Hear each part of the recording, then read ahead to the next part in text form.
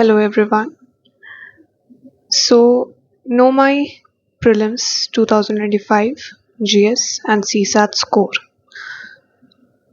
तो मैं 2026 में अटेम्प्ट देने वाली हूँ. तो फिर ये क्या है? मैंने आपको पहले ही बोला था कि मैं एक स्मार्ट अप्रोच ये लेकर जाना चाहती हूँ कि मैं इतने दिनों से जो भी प्रिपेयर कर रही हूँ, मैंने NCERTs, प्रीवियस क्वेश्चंस जो भी रीड किया है, मैं एक बार वो सबको रिलीजियसली पढ़ के actual prelims simulation type examination देना चाहती हूँ. I am actually studying UPSC and preparing for it along with my college. तो मैं अपने कॉलेज लाइब्रेरी में ही प्रीलिम्स के पेपर्स देना चाह रही थी विदाउट सीइंग कि क्वेश्चंस क्या आए हैं. मैंने सिर्फ प्रिंट आउट निकाला और सेम वे से 2 आवर्स के टाइम पे मैंने दोनों पेपर्स दिए.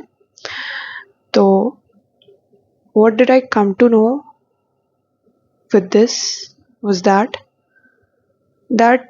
for me I think GS paper I felt कि I think difficult questions थे, easy भी थे, like in terms of history I feel बहुत easy questions थे, moderate के लेवल के भी क्वेश्चंस थे, but mostly it was a difficult paper. तो मुझे जो कट ऑफ के बारे में पता चला है, that is somewhere going to be 80 ± 5, which is in the range 75 to 85 most probably. And मैं समवेयर एक्सपेक्ट कर रही थी कि मुझे around let's say if 75 to 85 के रेंज में होने वाले, तो आई वाज एक्सपेक्टिंग कि मुझे 50 आ जाए या 55 इस तरह के. But my score in GS was 71.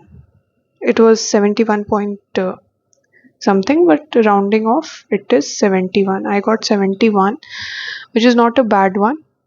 And still मैं इससे बहुत ज़्यादा खुश नहीं हो रही हूँ, बिकॉज मुझे एक आइडिया लग गया है कि और मुझे क्या बूस्ट करने का ज़रूरत है अपने प्रिपरेशन में, और I will really work upon that now. And I will make sure कि जो मेरा अटेम्प्ट रहेगा 2026 का वो एक्चुअल में बहुत अच्छा जाए. सो GS को लेके I think it is good only, but still बहुत सारी चीज़ें करने की ज़रूरत है. लाइक इस बार previous year questions then current affairs के वेटेज काफ़ी ज़्यादा थे, तो we need to focus on them. So yeah, and CSAT I got 77.5, which means that I have qualified it comfortably.